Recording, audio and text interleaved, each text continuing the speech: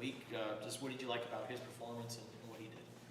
I think it's so cool how that young man has just continued to accelerate his growth and development. I think that was something that we started to see in the spring, and he started to get more reps, and there was already a really good group in that room, right? When you had Stukes and Gunner and Dalton and Bobo, and then the corner position, and he just continues to show up every week. I mentioned it at the end of the game, or in my press conference after the game, just the amount of energy and enthusiasm that he brings to practice every day, and shows up with him playing good football. And I think that's a really cool part of it, is that he's a great demonstration of when you put in the effort and the energy into the practice environment, into the process, that gives you a chance to have the result you want to have on game day. And of course, you want to have the other guys available, but what do you think this experience can do for Genesis moving forward? Well, I think it's huge just because, the best way to get good at football is by playing in the games, right? And practice is obviously critical, and lifting weights and meetings, all that stuff is important part of the process, but nothing accelerates that development like playing in the games. And it's obviously been beneficial for Genesis and beneficial for us that he's been able to play a bunch. A two-part question. They're related to each other, so I hope that's allowable. Your thoughts on the run game, kind of getting going in the second half, sticking with it. What do you think was the difference? No, I thought that was great. I think, the bye week giving us some time to kind of dive into some fundamental football, and, that being such a part of the run game, just blocking, stepping with the right foot, going the right guy, all that stuff, pad level. And then, the counterplay wasn't a huge, call of emphasis going into that game for us. But Coach Atkins and those guys saw something, in the second half there, and we called that, and then you saw Quality get out, which was just great.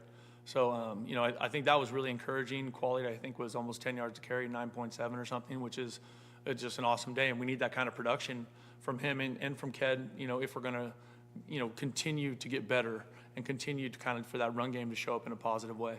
And then the second part is your thoughts just on the run game as a whole this season. Well, I think we all would agree that it hasn't been consistent or efficient enough, and I think that's the frustrating part. Some of that is the musical chairs in the offensive line, and then some of that is that I think watching losing Bill hurts, right? Like, we were so excited about him and what we thought he could be, and then Quali and Ked, we've had some tough moments there with just staying fit on people and playing some guys out of position or playing them somewhere new, where you have Big Jonah, who's an outstanding offensive lineman, and we're moving him to left tackle. That's just a totally different spot than the right side. So, but I think to those guys' credit, they work incredibly hard. Josh Baker is a great leader in that room for those guys, and to see that get better on Saturday night after a couple tough weeks of run game, I was encouraged by that. Coach, you had a couple of forced fumbles from defensive linemen Dominic and Stanley that happened considerably downfield. What's kind of the technique on that, where your linemen are able to curl back and maybe make those types of plays 10, 15 yards downfield? Yeah, to me that's all effort, and that's red line right there. Those guys, you see them. You always want to have as many Arizona jersey in the picture, on the film at the end of the play as possible, and those good things happen when someone is.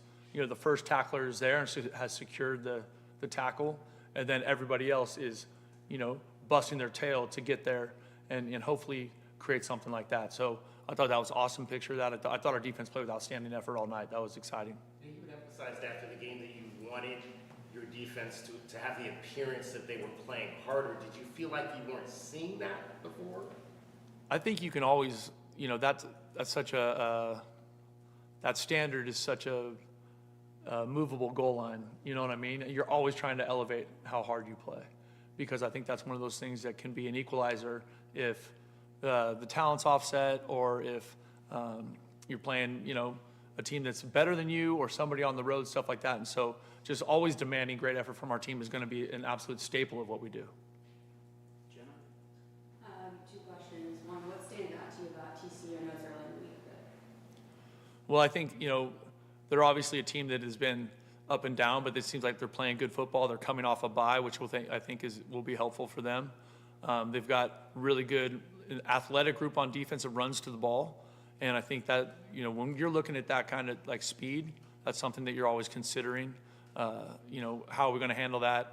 They're extremely well coached. You know, Andy Avalos is a fantastic defensive guy. And then offensively, you know, Sonny's always been creative, right? He was creative when he was here. And just having coached against a bunch of his teams, they've always been extremely explosive offensively. And so we got our hands full on both sides of the ball, going on the road, tough game late in the season in November. And obviously it's a huge game for us. So, you know, we're putting in the time and putting together the best plan we can to give us a chance on Saturday. Do you have any connection to Sonny? I know Sonny quite well, yeah. I've coached against him a bunch of years. He's a really good guy and a good football coach. 3 or 4 wins and maybe the 3 best performances this year have come with extra time to prepare, season opener and then both of the buys.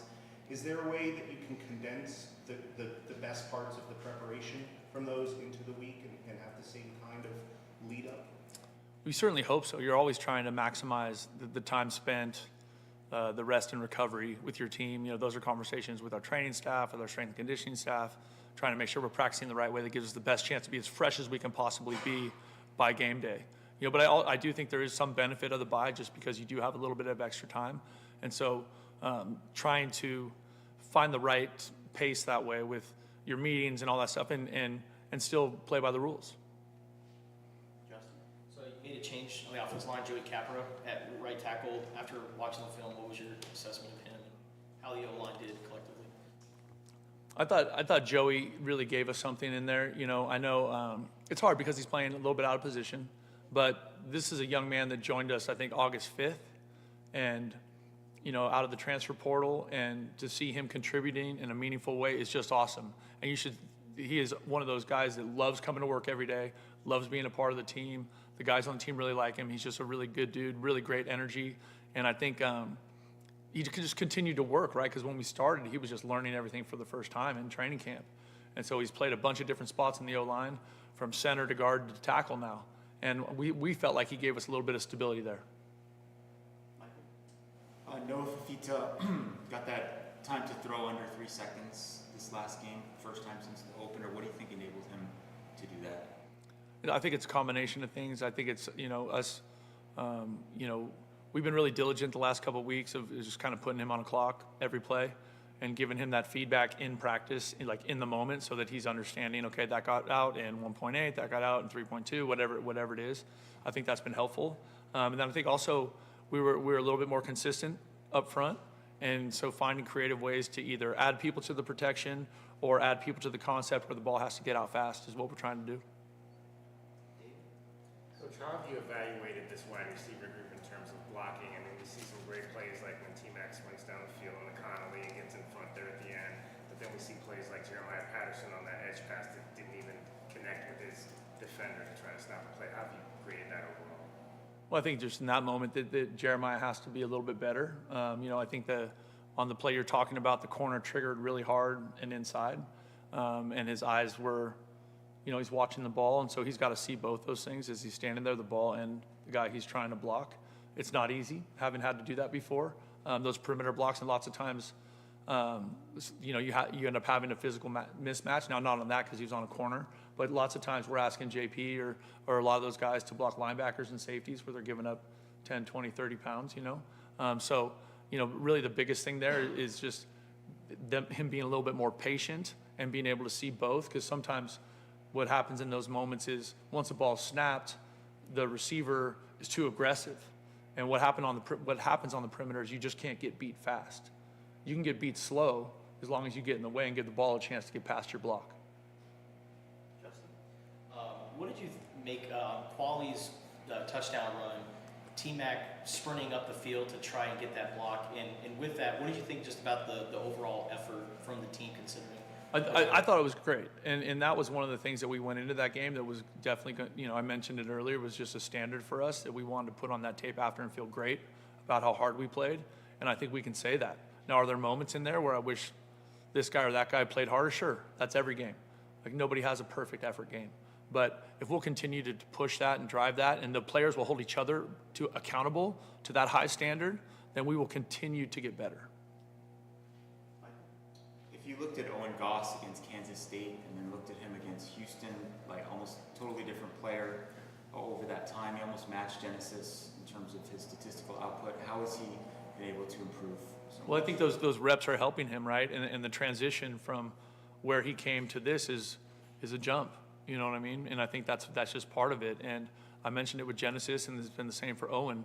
The more he plays, the more he gets a feel for the speed of the game, and the more comfortable he gets in our scheme, and the better he gets with his eyes. And so, I think we're all optimistic that he's going to continue to improve. He's another really, really great guy, works extremely hard. And so I'm encouraged by that. And I think we all are, like he's really been a great addition to our team. Coach, Danny Gonzalez had talked in the fall camp about potential late half drives where you could maybe go down and get a kick for Tyler, and we saw that in the game on Saturday. What did you like about the way that Noah operated that to get you in a position where you could get in that field? Well, I thought that was a huge momentum play for us, you know what I mean, just in the game. The excitement, it was great to see just the sideline explode with that enthusiasm for Tyler. Having seen him hit so many of those kicks, whether it been in pregame or practice, it was awesome. And Michael and oh my gosh, long snapper, I just forgot his name. Justin. Michael and Justin, they're a big part of that too, right? That operation, to hit a kick from that far out, that operation has to be super clean. And so I give those guys all kinds of respect for that, and especially Michael, right? Because Michael had dropped the previous field goal attempt, right? And so, or PAT, field goal. Yeah, field goal. Yeah, so for him as a freshman to come back out there in that moment and execute with detail and clarity was really important. And then obviously Tyler's talent came through and he hit a great ball. So that was a great moment for our team. Any more questions for Coach? Justin? I've always been wondering, the last year I asked Coach Fish this, but what is the message to the players regarding like sports gambling and stuff like that? You just try and, actually we have a big full department meeting on that stuff tonight with our players. I think it's something that you have to talk to them about, you have to educate them about. It's such a different world that they live in now because of the access to the phone and how that all happens. And you've seen lots of people have an issue with that across the country over the last few years. And so it's really just trying to educate them as much as we can on just the dangers of that and how complicated that can make their life. And really, if what are we worrying about right now? What are we focused on right now? We need to be focused on playing great football at TCU on Saturday. That's it.